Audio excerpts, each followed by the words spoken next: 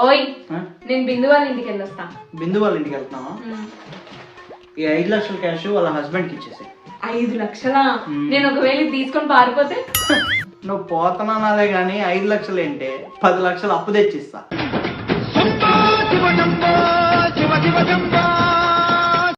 ఒక రౌడీ వెదవా నాకు సైట్ కొట్టాడు.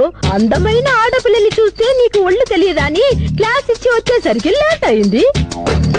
ఏంటే నీకు స్ట్రైట్ గా ఒక సైట్ కొట్టాడా? కొట్టాడు. ఎందుకండి పిలిచారు? నిజంగా మన రొమాంటిక్ లైఫ్ మీద ఒట్టు పెట్టి చెప్పవే, నీ ఫేస్ చూసి వాడు స్ట్రైట్ గా సైట్ కొట్టాడంటవా?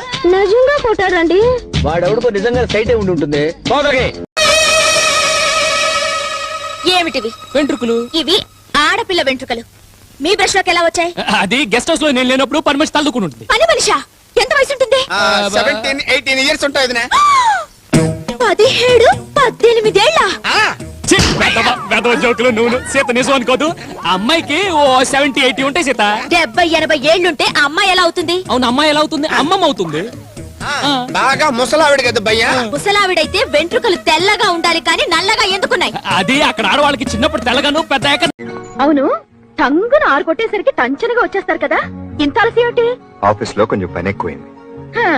ఎగిరెగిరి దంచినా అంతే కూలి, ఎగరకుండా దంచినా అంతే కూలి అని ఇంతటి జీతానికి అంత శ్రమ పడ్డాయేంటో. కట్నం ఎంత ఇచ్చారో? ప్రేమించి పెళ్లి చేసుకున్న వాళ్ళకి కట్నాల ప్రసక్తి ఏముందో వదినా? పెళ్లికి ముందు ప్రేమ ఏమిటి? మా కాలంలో ఎరగమ్మా ఇవన్నీ. అంతగా అయితే పెళ్లి బోల్డ్ ప్రేమించుకోవాలి. ఎవనివరా నువ్వు? మూగోనివా? అవునక్క. అమ్మని అమ్మ నక్కలు చేస్తున్నావు బే.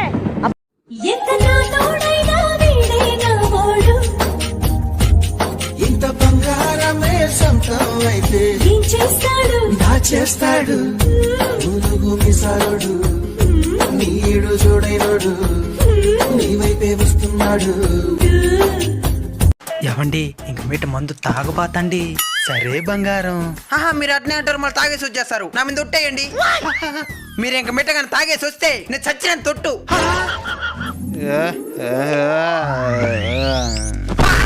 మళ్ళీ తాగేసి వచ్చినారా? తాగితే నేను చచ్చిన తొట్టు అని చెప్పలేం కదా. అట్టయినా సస్తామని తాగేసి వచ్చిన. అన్నం తినే నోడుతో వేదవులు అబద్ధాలు ఎలా చెప్తారా? చీచి అంటే పరమ అసహ్యం. నిజంగా మీరు కీర్తిశేషులు అన్నయ్య గారు. అమ్మా, కీర్తిశేషులు అంటే చచ్చిపోయిన వాళ్ళమ్మా. అన్నయ్య గారు పర్లేదమ్మా, నన్ను క్షమించాలి. క్షమించాలి అన్నయ్య గారు, మీరు అమరజీవులు. అమరజీవులు. అమ్మా మొదటిదే బెటర్ అమ్మా. ఏదన్నయ్య గారు? కీర్తిశేషులు. ఒరే అర్జెంట్ గా నువ్వు చెల్లాయని తెలుగు పాఠశాలలో చేర్పించరా? ఏమండి, ముందు మీరు ఆ పని చేయండి, మీకు శ్రద్ధాంజలి ఇస్తాను. అన్నయ్య గారు, నేనేమన్నా తప్పు చెప్పానా? చిచ్చి లేదమ్మా, తప్పు లేదు కదమ్మా, భాష తప్పమ్మా. ఉండొచ్చు. అమ్మా ఇదో ఈ పిల్లలు కట్టుకో, ఇదిగో ఇది కట్టుకో. ఎలా ఉన్నాయి? చాలా బాగుందండి. ఇంత ఖరీదైన చీర నా పుట్టింటోళ్ళు కూడా పెట్టలేదండి. నీ పుట్టింటోళ్ళ ప్రస్తావన వద్దు. ముక్కు మీద గుద్దారంటే బ్లడ్ పడుద్ది.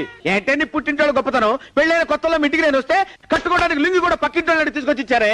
1,00,000 బూతులు తిట్టినా మొగుడేనే. అవునండి, మీరు మందు తాగుతారన్న మాటే గాని మీ మనసు వెన్నపూసండి. మరి ఏమనుకో